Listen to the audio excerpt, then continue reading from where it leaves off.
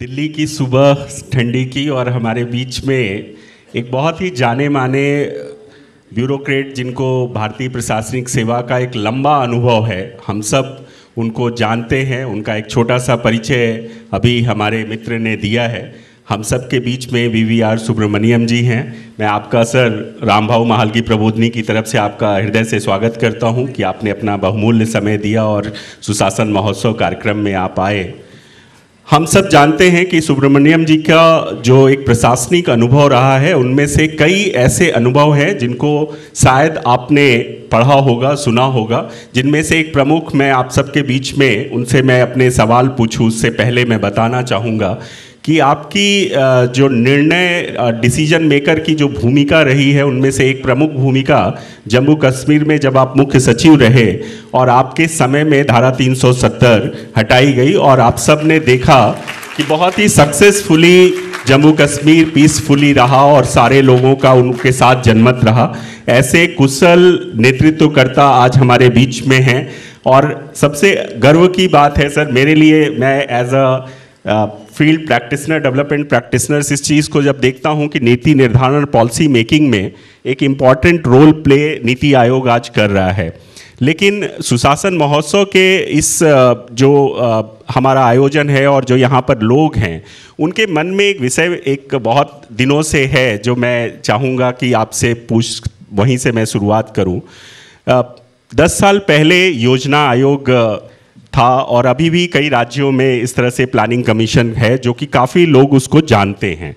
और 10 साल पहले जब ये योजना आयोग नीति आयोग में कन्वर्ट हुआ और एक transformations policy formations policy framework को लेकर हुआ, तो मैं आपसे ये आप सब के बिहाफ पे ये समझने की कोशिश करना चाहता हूँ कि नीति आयोग और योजना आयोग में मेजर डिफरेंसेस क्या हैं और नीति आयोग योजना आयोग से कैसे बेहतर है। धन्यवाद संतोष जी। ये योजना आयोग जो प्लानिंग कमीशन होता था, ये बना था 1950s में और 50s में तो भारत में ही नहीं परंतु दुनिया के अधिकांश देशों में जो सबसे प्रचलित आइडियोलॉजी थी वो सोशलिज्म और सेंट्रलाइज्ड प्लानिंग की थी। तो उसके कॉन्सेप्ट से ये प्लानिंग कमीशन का जन्म हुआ। अगर आप देखें तो ये जो प्लानिंग का कॉन्सेप्ट है एक्चुअली एक सोवियत यूनियन का कॉन्सेप्ट है। 5 ईयर प्लान्स जो थे सोवियत यूनियन से शुरू हुए थे और उस समय के जो हमारे लीडर्स थे उससे बहुत प्रभावित थे, बाहर के पढ़े हुए थे, तो उनको लगा कि यही तरीका है कि अगर भारत को आगे बढ़ना है तो हमें भी एक प्लानिंग सिस्टम लागू करना है। इसीलिए उसका नाम भी प्लानिंग कमीशन योजना आयोग रखा गया था और ये चलता गया। लेकिन अगर आप समय के साथ देखेंगे, देश बदल गया, लोग बदल गए, पढ़ाई लिखाई बदल गई, दुनिया में भी वो विचारधारा कमज़ोर होता गया और जहाँ पैदा हुआ वहीं पर इसको बंद कर दिया। 90s में रशिया में बंद हो गया। नाम मात्र के लिए चाइना भी अपने आप को कम्युनिस्ट बोलता है, लेकिन वास्तविक देखा जाए तो उससे ज़्यादा कैपिटलिस्ट देश नहीं है। दुनिया के सबसे अमीर लोग वहाँ पर हैं, बिलियनर्स वगैरह। लेकिन हम प्लानिंग कमीशन को पकड़ के बैठे हुए थे। तो planning as a tool had already become obsolete, लेकिन एक इसको पकड़ के हम चले जा रहे थे। एक तो ये बहुत बड़ी कमज़ोरी थी जिससे क्या है कि पूरी सरकारी ढांचा के ऊपर एक मैंने रक्षा कवच की बजाय एक जेल की तरह इसने बांध रखा था। एक तो ये बड़ा प्रॉब्लम, यानी किसी विभाग को कुछ भी करना होता, जब तक प्लानिंग कमीशन उसे हाँ नहीं करता वो आगे नहीं बढ़ पाते थे। दूसरा एक और, विभागों को जो पैसे मिलते थे, सरकार के में 2 प्रकार के खर्चे होते हैं। आजकल इसको रेवेन्यू और कैपिटल बोलते हैं। रेवेन्यू माने रोज का खर्चा, तनख्वाह, गाड़ी, बिजली वगैरह, और दूसरा है कैपिटल एक्सपेंडिचर। पुराने ज़माने में 2 और नाम होते थे, प्लान और नॉन प्लान। मोटा मोटा अगर देखा जाए तो रेवेन्यू खर्चा इस नॉन प्लान और कैपिटल खर्चा इस प्लान। पूरा प्लान का जो खर्चा है उसकी सारी कंट्रोल प्लानिंग कमीशन को दे दिया था। इसका मतलब देश का जो कैपिटल एक्सपेंडिचर है वो प्लानिंग कमीशन कंट्रोल कर रहा है। एक तरह से देखा जाए तो वित्त विभाग मामूली खर्चे देखता था और एक्चुअल अगर देश को आगे बढ़ाने वाला सारा जो खर्चा है वो प्लानिंग कमीशन के हाथ में था। उससे 2 नुकसान। अगेन ये भी एक बहुत सेंट्रलाइज तरीका, तो जब तक प्लानिंग कमीशन तय नहीं करता कि आपको क्या मिलेगा, आपको क्या मिलेगा, और वो जब तक आपकी बात नहीं मानेंगे, जब तक उनकी ही थिंकिंग आप नहीं मानेंगे, आगे मैंने विभागों को वो आज़ादी नहीं होती थी अपना अपना प्लान खुद करने का, अपना अपना कैपिटल एक्सपेंडिचर। उसी का एक और, भारत सरकार राज्यों को भी बहुत मदद करता है, सेंट्रली स्पॉन्सर्ड स्कीम। आज जो मोदी जी हमारे प्रधानमंत्री जी इतने कार्यक्रम चला रहे हैं ना, हर घर नल हो, सौभाग्य हो, बिजली का हो, ये जो भी हो, प्रधानमंत्री आवास हो, अभी सोलर का अनाउंस किया है, ये सब भी भारत सरकार राज्यों को मदद करती है। कुछ जगह 40%, कुछ जगह 60%, छोटे छोटे राज्यों में 90%। ये भी प्लान माना जाता है। प्लान का मतलब कौन देता है? ये प्लानिंग कमीशन। तो प्लानिंग कमीशन के माध्यम से ही ये पैसे राज्यों को भी जाते थे। इसका मतलब किस राज्य को कितना देना है ये कौन तय करेगा? प्लानिंग कमीशन, योजना आयोग। और इसमें क्या होता था, हर वर्ष अक्टूबर नवंबर महीनों में सारे राज्यों के मुख्यमंत्रियों को योजना आयोग में आना पड़ता था। प्लान डिस्कशंस एक जुलूस जलसा की तरह होता था, दरबार की तरह लगते थे। मुख्यमंत्री लोग वहाँ आते थे, अपने हाथ फैला के साहब क्या देंगे, और योजना आयोग के जो भी लोग होते थे वो तय करते थे क्या। तो हमारे यहाँ एक फाइनेंशियल रिसोर्सेज करके डिवीज़न होता था, ये सबसे मजबूत डिवीज़न था, क्योंकि भाई भारत में डेवलपमेंट खर्चा क्या होना है सारा तय करने वाला वो एक व्यक्ति, और उनके ऊपर जो भी डिप्टी चेयरमैन मेंबर्स होते थे। और देखा जाए मुख्यमंत्री भी एक भारत के जो संविधान में प्रधानमंत्री के बाद राज्यों के स्तर पर उन्हीं के बराबर के लोग हैं। मैंने अपने राज्य में प्रोटोकॉल में मुख्यमंत्री कैबिनेट मंत्री से भी आगे होता है, और वो लोग यहाँ क्यू में खड़े हुए हैं पैसे लेने के लिए। तो ये एक विसंगति है। और प्लानिंग कमीशन को एक तो एक पुरानी प्रक्रिया प्लान बनाने का, और दूसरा ये जो पैसे देने का आदत, इससे तो तीसरा उन्हें प्रमुख काम करना था कि देश को आगे कैसे बढ़ाएं, इसके बारे में सोचें, देश की कैपेसिटी को बढ़ाएं, तंत्र को कैसे मजबूत करें, इसके बारे में समय नहीं था। क्योंकि आपको जब पैसे का काम आ गया तो आप उसी पे लगे रहोगे, साल भर यही चलता था वहाँ पर प्रक्रिया। तो ये जब हमारी सरकार बनी 2014 में, तो ये मोदी जी के पहले चंद महीनों के निर्णयों में ये किया था, क्योंकि एक मुख्यमंत्री के नाते उन्होंने ये महसूस किया, मैं हर साल यहाँ पर क्यों लगा के खड़ा हूँ, भाई ये कौन होते हैं मुझे बताने, इनसे अच्छा तो मैं अपने राज्य गुजरात में कर रहा हूँ। तो उन्होंने ये फैसला लिया कि ये प्लानिंग प्रक्रिया को ख़त्म किया जाए। तो उससे 2-3 चीज़ें हुई हैं। अब ये मैं नीति आयोग के भूमि में 2 मिनट में बता दूँ। उन्होंने सबसे पहले नाम बदला, प्लानिंग कमीशन भंग किया, वो तो ज़रूरी है क्योंकि लोगों के दिमाग में बात आए कि एक नई संस्था है और नई सोच है। उन्होंने पहले ये फाइनेंसिंग का काम जो है उसको बंद कर दिया। तो आज वो सारा काम वित्त मंत्रालय को चला गया है, और सारा या तो आप रेवेन्यू खर्चा हो या कैपिटल खर्चा हो, वित्त मंत्रालय में फैसला होता है। उसका असर आप देख रहे हैं, देश दौड़ रहा है।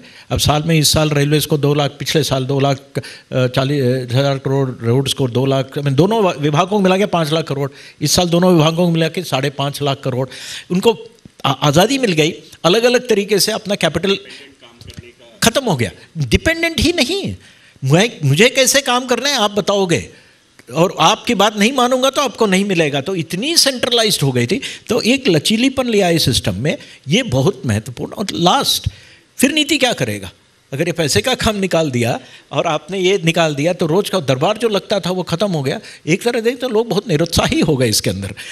बट नीति का एक बहुत बड़ा भूमिका ये है कि देश के भविष्य के, अब नॉर्मली 2 मिनट लूँगा कि बहुत महत्वपूर्ण है, विभागों को अपना रोजमर्रा काम में ही सारा वक्त समय निकल जाता है।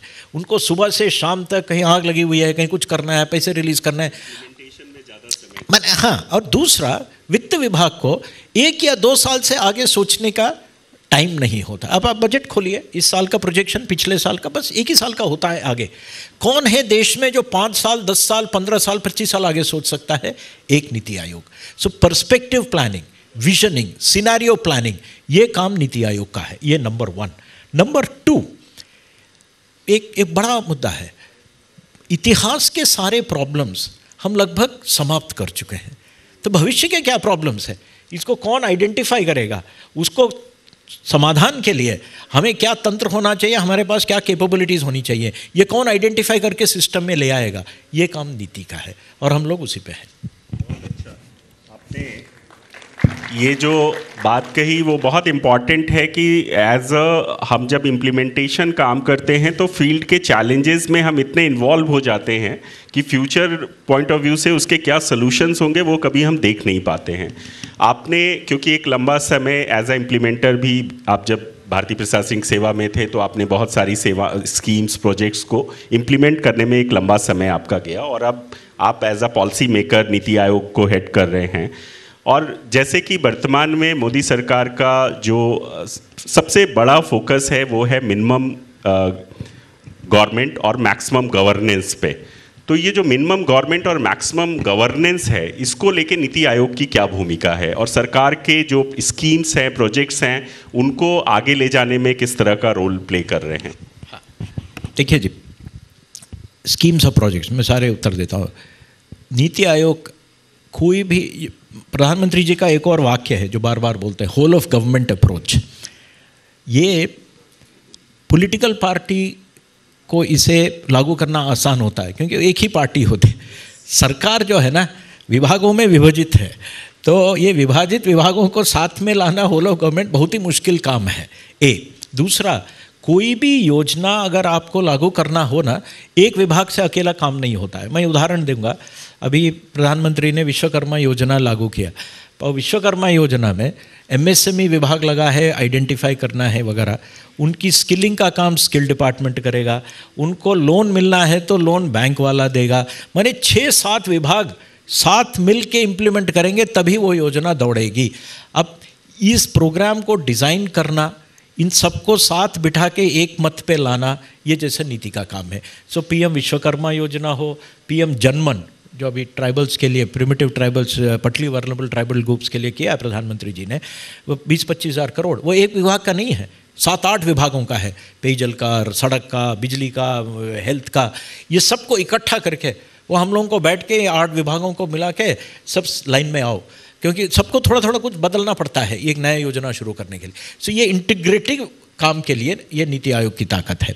दूसरी, आप जब बता रहे हैं गवर्नेंस कैसे सुधारे, ये हमारा सतत प्रयास रहता है कि जो जैसे कोई नई स्कीम आती है, नई स्कीम जाती है अप्रूवल के लिए वित्त विभाग को, उसको बोलते हैं EFC, expenditure finance committee. EFC का ठप्पा जब तक नहीं लगेगा वो कैबिनेट में नहीं जाएगा, और ईएफसी का ठप्पा लग गया तो कैबिनेट को मालूम है कि इसका अच्छा एनालिसिस हो चुका है। ईएफसी में वित्त विभाग उसको एक वित्तीय दृष्टिकोण से देखता है, मैं इतने पैसे डाल रहा हूँ, इसका लाभ है, नुकसान है वगैरह वगैरह। लेकिन इसकी जो डिज़ाइन है क्रियान्वयन की, वो सही है या नहीं है, जितने लोग लगने चाहिए लग रहे हैं नहीं लग रहे हैं, फील्ड इम्प्लीमेंटेशन स्ट्रक्चर क्या है, ये कौन देखेगा? वो नीति आयोग देखता है। तो हमारे पास एक डिवीज़न है, project appraisal and management division. उसका काम है कि ईएफसी में जो भी स्कीम जाता है, भाई इसका तंत्र सही है या नहीं है, जरूरी लोग इसमें है या नहीं है, और पक्का कल नीति आयोग भंग भी करना पड़े ना, ये पीएमडी को जिंदा करना पड़ेगा, रखना पड़ेगा, क्योंकि इसके बगैर कोई स्कीम चालू नहीं हो सकती।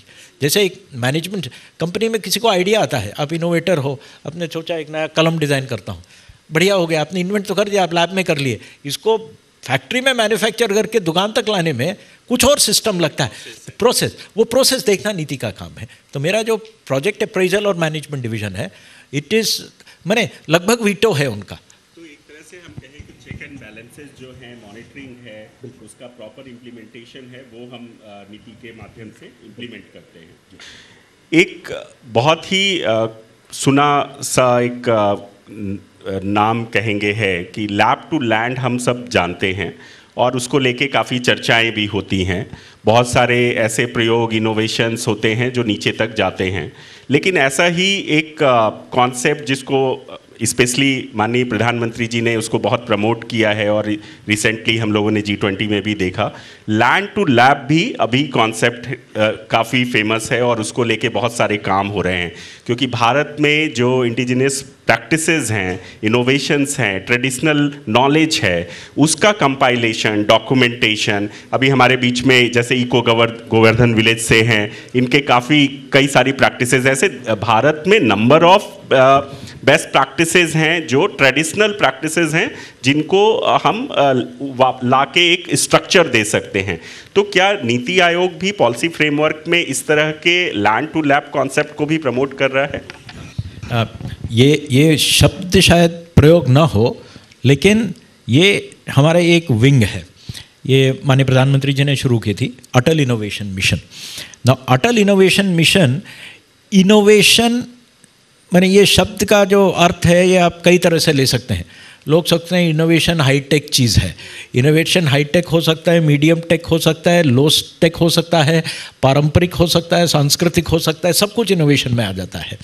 और इनोवेशन ये नहीं है कि हमने नई चीज़ की सृष्टि की, जो ऑलरेडी है उसको पहचानना भी एक तरह से इनोवेशन है। ये भी सत्य सत्य है हमेशा। जैसे जो हमारे ऋषि मुनि क्या बोले, सत्य को हमने केवल ग्रहण किया है, हमने सत्य को इन्वेंट नहीं किया। तो ये एक फ़र्क है। सो जो इनोवेशन, अटल इनोवेशन मिशन जो कर रहा है, ये दो चीज़ें। एक, स्कूलों में 10,000 स्कूलों में अटल टिंकरिंग लैब्स उन्होंने शुरू की। या अटल टिंकरिंग लैब्स में बेसिक क्या है, 8वीं 9वीं 10वीं के बच्चे में एक साइंटिफिक टेम्पर लाने का, कि भाई हम भी कुछ कर सकते हैं। मैं उदाहरण देता हूँ, जब नए जो पुराने ज़माने में 1980s में सबसे पहले कंप्यूटर्स सरकारी दफ्तरों में आए थे, उसका नया अच्छा सा प्लास्टिक का कवर लगा के लोग बैठते थे और हफ्ते में एक बार देख के उसको साफ़ करते थे भाई, क्योंकि छूने में डर लगता था। कभी किसी ने छुआ नहीं बचपन में। लेकिन आज के बच्चे देखेंगे, बचपन से मोबाइल फ़ोन से खेल रहे हैं, उनको कंप्यूटर से डर नहीं वगैरह। इंडिया सबसे ज़्यादा मोबाइल यूज़ में और डेटा में सबसे सस्ता भी और मैक्सिमम भी है। तो ये जो अटल टिंकरिंग लैब्स ग्रासरूट्स पे इनोवेशन शुरू करने का है, बट ये तो पहला कदम है। दूसरा, हम लोग इंक्यूबेशन सेंटर्स को फाइनेंस कर रहे हैं, बट इसमें भी दो प्रकार, जो आपकी लैंड टू लैब की बात करता हूँ। एक, कॉलेजेस और यूनिवर्सिटीज़ और टेक्नोलॉजी इंस्टीट्यूशंस में इंक्यूबेशन सेंटर्स लगा रहे हैं कि वहाँ के जो छात्र हैं उनके जो आइडियाज़ हैं उनको थोड़ा इंक्यूबेट करें। हम लोग मदद करते हैं कि ठीक है, इनको दुकान तक कैसे ले जाएं, फैक्ट्री तक कैसे ले जाएं। लेकिन एक नया उसमें इनोवेशन दो प्रकार के कर रहे हैं। एक है कम्युनिटी इंक्यूबेशन सेंटर्स, माने not colleges but community, local level पे हैंड होल्डिंग सपोर्ट है, NGOs के साथ मिलकर। एक कहीं हम लोगों ने वाराणसी और गाजीपुर के बीच में एक संस्था के साथ। तो इसमें क्या है, हम चाहते हैं कि ग्रामीण लोग, रूरल लोग, जो जहाँ पर वहाँ पर पारंपरिक जो नॉलेज है उसके माध्यम से भी आइडिया आता है, उसको इंक्यूबेट करके कमर्शियलाइज करने का, जो आपका जो लैंड टू लैब, एक तो कम्युनिटी वाला है। दूसरा, ये जो सारी बातें इनोवेशन की चल रही है ना, ये सब अंग्रेजी में हो रहा है, ये वर्नाकुलर लैंग्वेजेस में नहीं है। तो इस वर्ष हम शुरू कर रहे हैं इनोवेशन इन लोकल लैंग्वेजेस। तो इंक्यूबेशन सेंटर भी हमारी भाषा, क्या 10% लोग 15% अंग्रेजी बोलते होंगे देश में, 85% बोलते नहीं हैं, तो वो इससे वंचित रह जाएंगे, इस प्रवाह में जोड़ेंगे नहीं। तो उनके लैंग्वेज में हो। खैर, आर्टिफिशियल इंटेलिजेंस आने के बाद मुझे विश्वास है कि ये भाषा का जो, क्योंकि आज ये बैरियर है, कम हुआ है, कम हो जाएगा। मैं यहाँ पर अंग्रेजी में बोलूँगा और आपको हिंदी में सुनाई देगा, और आप हिंदी में बोलेंगे मुझे तेलुगु में सुनाई देगा। ये आ गया है सिस्टम। तो उसमें लेकिन थोड़े कॉम्प्लिकेशंस है, उसको लेके एक अलग डिबेट है, हम उसमें नहीं जाएंगे करते। बट ये फैक्ट है, जो भाषा के जो भेद है ये ख़त्म होने के रास्ता में। बट ये इंक्यूबेशन को ग्रामीण तक ले जाने का ये हमारा प्रोग्राम है। ये हमारे पास हम NGOs को बराबर ढूंढ रहे हैं कहाँ ये खोले। तो इसमें मैं सिर्फ एक ऑडियंस पॉइंट ऑफ व्यू से एक बात समझना चाहेंगे कि क्या जो ज़मीन पर जो प्रयोग हो रहे हैं, जिसको भारत में जुगाड़ नाम भी ऐसा कहा जाता है, ऐसे बहुत सारे प्रयोग हैं, और जो ट्रेडिशनल प्रयोग भी हैं, कुछ एंसेंट से जुड़े हुए लिंक्स भी हैं, ऐसे सब प्रयोगों को क्या नीति आयोग कोई प्लेटफॉर्म प्रोवाइड कर रहा है?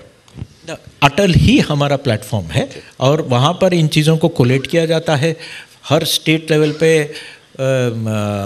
मीटिंग्स की जाती हैं, इनका प्रचार प्रसार किया जाता है। और हमारा क्या है, हमारी जो फुटप्रिंट है केवल दिल्ली है, तो हम एक्चुअली विभागों के माध्यम से काम करेंगे। तो अब अटल टिंकरिंग लैब 10,000 स्कूलों में चल गया, हमारी आशा है कि 6 लाख स्कूलों में होना चाहिए। वो हम कहते हैं कि अब स्कूल शिक्षा विभाग इसको आगे बढ़ाए। ये कम्युनिटी इंक्यूबेशन सेंटर्स चल पड़े और अच्छे रिजल्ट्स आने लग गए।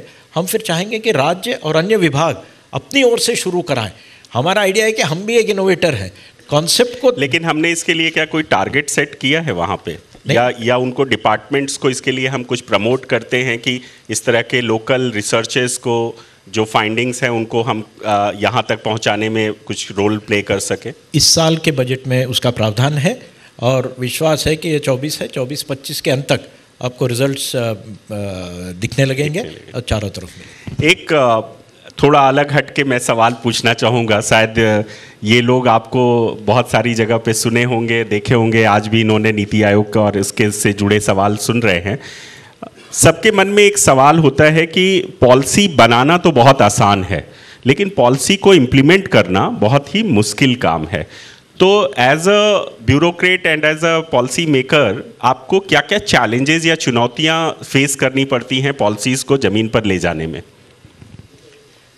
देखिए जी, यू आर राइट, पॉलिसी वैसे बनाना आसान नहीं है, ये भी मैं बता दूं, क्योंकि सब्जेक्ट का नॉलेज मालूम होना चाहिए, ज्ञान होना चाहिए, इन डेप्थ अंडरस्टैंडिंग होनी चाहिए। आप कोई डिसीजन ले रहे हो तो उसके प्लस माइनस क्या है, अन्य तरीके क्या हो सकते हैं इसको करने के, ये सारी जानकारी होनी चाहिए आपके पास।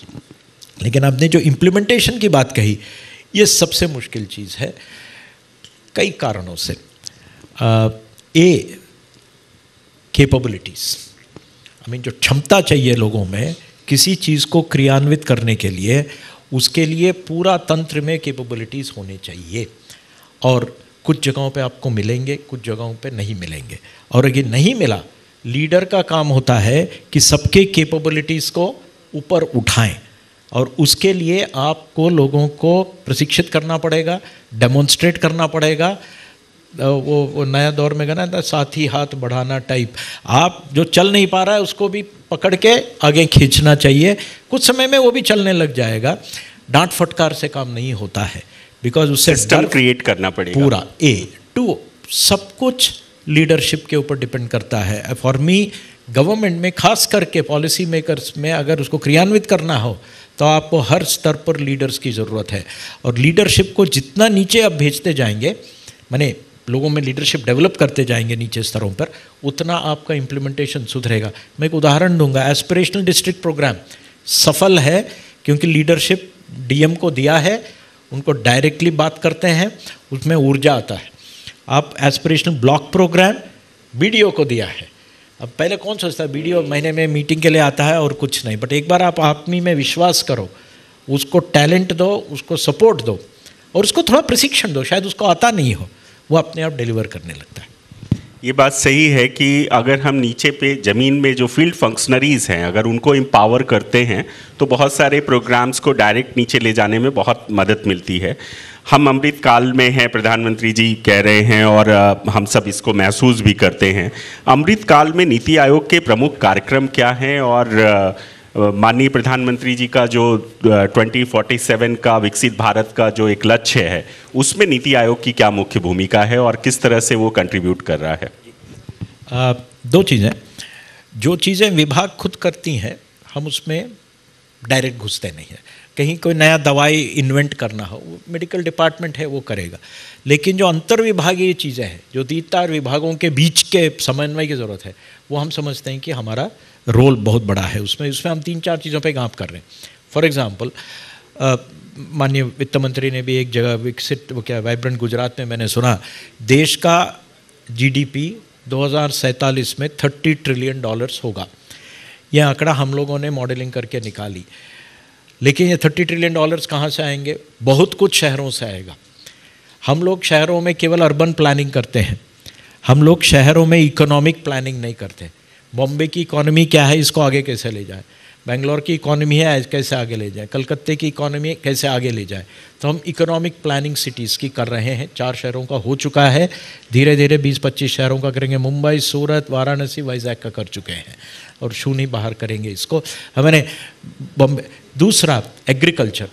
थोड़ा सर इसको और अगर एलोबरेट करके बता सकेंगे क्या, ये जो प्लानिंग है जो मेट्रो सिटीज़ की आप कर रहे हैं, ये इंटीग्रेटेड अप्रोच में जो हम प्लान करते हैं उसमें सिर्फ इंफ्रास्ट्रक्चरल डेवलपमेंट की बात करते हैं या होलिस्टिक डेवलपमेंट की बात? इसीलिए शब्द इंफ्रास्ट्रक्चर का हम यही गलती करते हैं कई बार। हम या तो मास्टर प्लानिंग कर देते हैं, माने शहरों का जोनिंग का करके, या इंफ्रास्ट्रक्चर रोड बना दो, रेल बना दो, एयरपोर्ट बना दो। हम ये नहीं देखते कि वहाँ पर एक्चुअली शहर बने क्यों। शहर इकोनॉमिक एंटिटीज़ हैं, शहर कोई वैसे ही नहीं बन गए। उसकी इकोनॉमिक वैल्यू नहीं होती तो दुनिया में शहर बनते ही नहीं। आपको रेगिस्तान के बीच में शहर मिलते नहीं हैं। तो शहर कुछ नहीं है, इकोनॉमिक एक्टिविटीज़ के सेंटर हैं। आप बॉम्बे में जाइए, धारावी हो, किसी जगह में सलम जाइए, दिल्ली के ईस्ट दिल्ली, वो ह्यूज इकोनॉमिक सेंटर्स हैं। लोग ये समझते नहीं हैं, वो सोचते हैं दिखने में गंदा लग रहा है। बात वो नहीं है, लोग जी रहे हैं, प्रोडक्टिव हैं वहाँ पर वगैरह। सो शहरों में जब तक आप इकोनॉमिक एक्टिविटीज़ को रिकॉग्नाइज नहीं करेंगे ना, आप शहर का प्लानिंग कर नहीं पाएंगे। हमने सही तरीके से शहरों का जो इकोनॉमी हब है उसको आइडेंटिफाई ही नहीं किया है। तो ये जो मैं जब हम प्लानिंग की बात कर रहे हैं ना, हम इसके लिए सिटी की विजनिंग बोल रहे हैं। सिटीज़ विजनिंग में हम क्या करते हैं, पहले शहर की सारी क्या अवेलेबल है उसकी एक डायग्नोसिस करते हैं।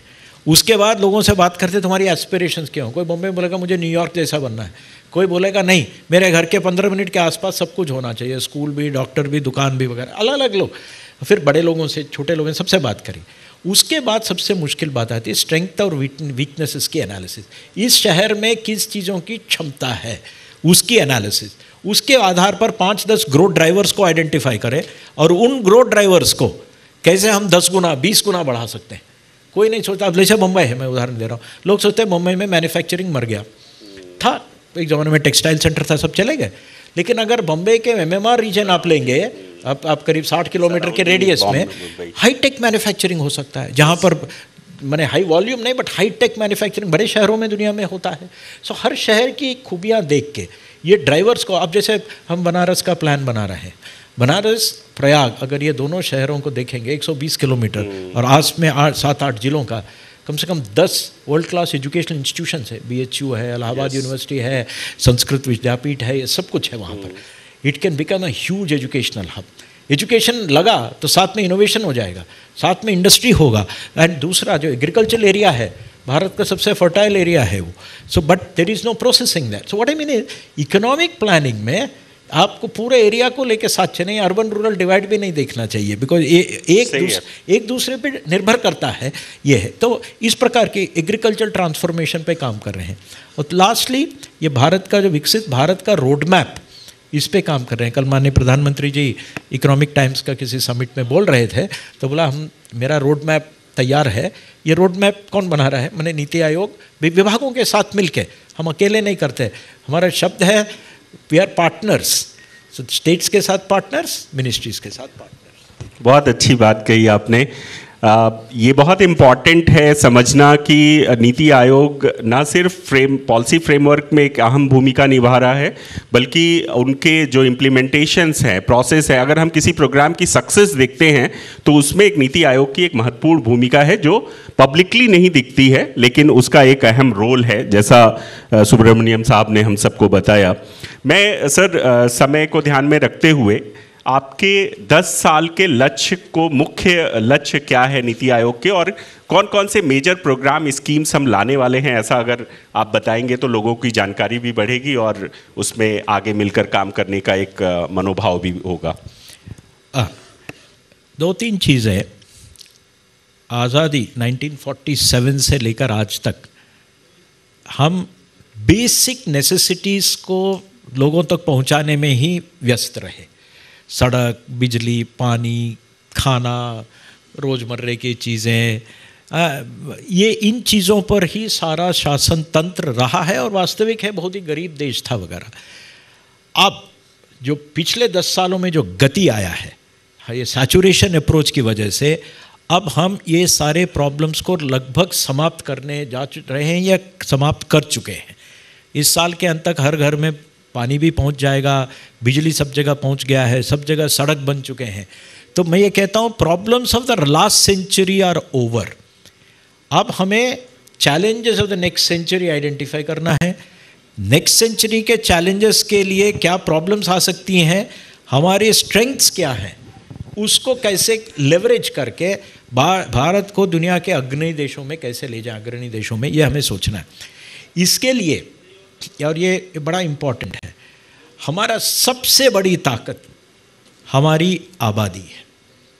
वी आर डेमोग्राफिक डिविडेंड जो अंग्रेजी में बोलते हैं, हमारा जो पॉपुलेशन है ये हमारी सबसे मजबूत शक्ति है। और ये शक्ति को उपयोग में लाके, इसमें इन्वेस्ट करके हमें नेक्स्ट लेवल ऑफ डेवलपमेंट में जाना होगा। इसका मतलब क्या है? शासन की ज़्यादातर इन्वेस्टमेंट लोगों की एजुकेशन, लोगों की स्किलिंग, लोगों की हेल्थ केयर, ये वो किसी का कहना था ना, आप आदमी को एक दिन का खाना दोगे भिक्षा में तो वो एक दिन का भूख मरेगा, उसको पढ़ाई लिखाई दे दो तो वो ज़िंदगी भर के लिए वो निर्भर हो जाएगा। So invest in our people, demography will then give a big pay off और आज की तारीख में दुनिया का माहौल हमारे पक्ष में है। We are in a very favourable moment in history. संयोग बोलिए, हमारी ताकत बोलिए, जो भी है सब कुछ हमारी तरफ केंद्रित है। जियो पॉलिटिक्स हमारे फेवर, जियो इकोनॉमिक्स हमारे फेवर। तो हम इस demographic dividend, science and technology, innovation और छोटा नहीं बड़ी सोच लेके चले कि भाई एक एक कदम नहीं मारेंगे, छलांग मारेंगे लोग के चले। आप निश्चित रहिए कोई भी चैलेंज हमारे लिए मुश्किल नहीं है और कोई भी लक्ष्य इम्पॉसिबल नहीं है। बहुत अच्छी बात आपने कही। अब मैं जल्दी से समय को ध्यान में रखते हुए 2 छोटे छोटे सवाल आपसे पूछूंगा। आम आदमी का नीति आयोग में क्या रोल हो सकता है, या पब्लिक पार्टिसिपेशन के पॉइंट ऑफ व्यू से, जन सहभागिता के पॉइंट ऑफ व्यू से अगर ये मैं बात कहूँ, तो पॉलिसी मेकिंग में क्या जन सहभागिता का भी कोई रोल है क्या? मैं उदाहरण दे रहा हूँ। हम लोग विकसित भारत का रोड मैप बना रहे हैं और प्रधानमंत्री जी ने किसी जगह पे कहा था कि ये कोई ब्यूरोक्रेट नहीं बनाएगा, ये हमारे देश के प्रजा के आइडियाज़ को लेके बनाएंगे। तो 11 दिसंबर पिछले साल हमने वॉइस ऑफ द यूथ विकसित भारत के लिए सुझाव करके MyGov पे हमने खोला है और लोगों से कहा है कि आप अपने सजेशंस और सुझाव दीजिए। और हमने केवल 3 प्रश्न पूछे। 2047 में भारत कैसा होना चाहिए, वहाँ तक पहुँचने के लिए हमें क्या करना चाहिए और आप वहाँ तक पहुँचने के लिए क्या कर सकते हो। ये 3 प्रश्न थे। 5 अलग अलग चीज़ों में पूछा और मैं हर्ष की बात है 10 लाख से ज़्यादा, और हमने केवल कॉलेज स्टूडेंट से ये प्रश्न पूछे, जनरल पब्लिक से नहीं। पोर्टल पे कहा, कॉलेज पे सारे वाइस चांसलर्स को बोले आप यहाँ का हो, व्हाट्सएप पे सबको भेजा है और QR कोड लगाया कि आप लगाओ तो सीधा वेबसाइट पे चले जाओ। अभी मैंने कल का फिगर 10 लाख से ज़्यादा लोगों ने डिटेल्ड सुझाव दिया है। मैंने मिस्चीवियस नहीं, डिटेल्ड सुझाव 2-2 पेज लिख के लोगों ने दिया है। इट शोज़ लोगों का एंथुजियाज्म कि इसमें हम कैसे जुड़े, हमारी सीरियसनेस। अब ये कहेंगे कि 10 लाख अब कई डब्बे में बांध के साइड में तो नहीं छोड़ दिए। हम आर्टिफिशियल इंटेलिजेंस यूज़ करके AI से इसको प्रोसेस करके इसकी निचोड़ बाहर निकाल रहे हैं कि तो हमें मालूम है कि ज़्यादातर लोग यही बोल रहे हैं, ये लोग ये बोल रहे हैं, रीजनल ट्रेंड है वो भी मालूम चल रहा है। अंतिम सवाल कहूँगा कि सुब्रमण्यम साहब एज ए इंडिविजुअल सुशासन कैसे देखते हैं? आपके पॉइंट ऑफ व्यू से गवर्नेंस क्या है? गवर्नेंस एज ए ब्यूरोक्रेट, 35 साल जैसे ज़्यादा हो गया है, 38। Simple, one is integrity. Integrity is the hallmark of सुशासन, number 1। So I think it is non negotiable, that's very very clear. और उसी से व्यक्ति का हो या तंत्र का हो इज्जत बढ़ता है। पब्लिक में वो जो इमेज होती है ये है। मैंने टेररिस्ट से देखा है, JNK में देखा है, मेरा नहीं किसी IG है, और टेररिस्ट के मैसेजेस में ये आदमी शरीफ है, इसको नहीं छुएंगे। मैंने आपस के मैसेजेस में उनमें भी एक इज्जत होती है शरीफ इंसान के लिए। So this is very important. Number 2 is commitment to public service. शासन में अगर कोई व्यक्ति काम कर रहा हो, बड़ा हो या छोटा हो, हम बहुत और चीज़ें को, मैं ये नौकरी छोड़ के कुछ और कर रहा होता शायद कुछ और बनता, आप समझ गए। तो मैंने करोड़ों लोग कमा सकने वाले लोग भी हैं सरकार में, लेकिन हम कर रहे हैं तो वो सब छोड़ के आए हैं।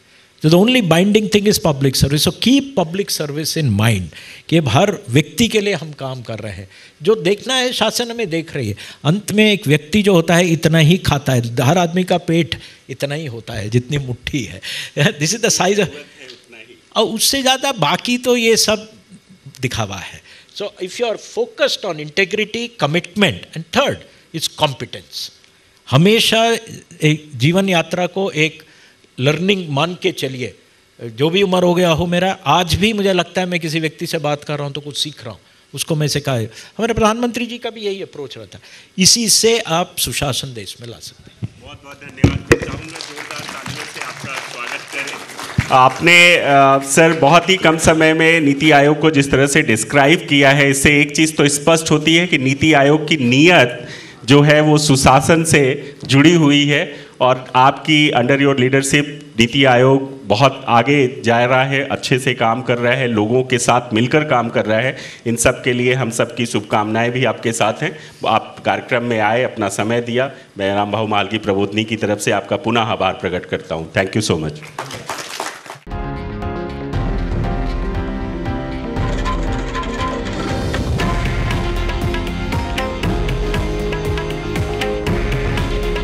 हे आहे देशातील नंबर 1 न्यूज नेटवर्क आणि आपण पाहत आहात TV9 मराठी।